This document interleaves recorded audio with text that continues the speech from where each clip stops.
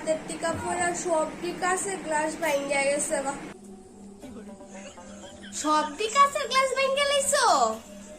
আচ্ছা ঠিক আছে, কাজ করতে গেলে নতুন নতুন এরকম কাছে গ্লাস একটু ভাঙ্গো টাঙ্গোই, অসুবিধা নাই, আমি আবার বাজার থেকে কিনে লই আমু।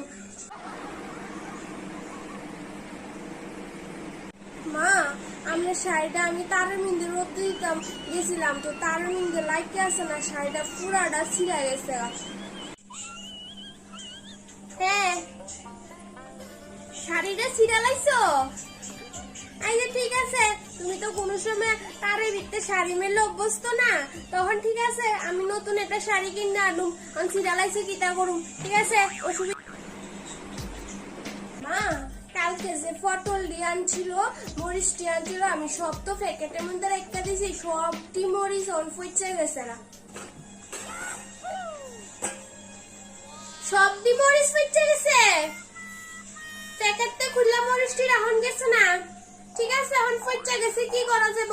গাছের ভিতরে যে মরিচ আছে এই মরিচ পাইরাই না রান্দো। হে ভগবান, মা আপনি খুব ভালো। হে ভগবান, আমি এই শাশুড়ির জন্য 7 জনম আমার এই শাশুড়ি। মা গো, এই বছর এমনি এই বউ আমার মাথা পাগল করে লাইতেছে। 7 জন্ম যদি এই বউ আমার কপালে পড়ে, তাহলে তো আমি পাগল হইয়া পাগলা ঘাড়তে যাবো গা। দেখা শুনে কাজ করতে পারো না, দেখা শুনে কাজ করতে পারো না। আমার ঘরে একটা জিনিস জন্য নষ্ট না হয়, একটা কাপ একটা কাঁচের গ্লাস জন্য না ভাঙে, দেখা শুনে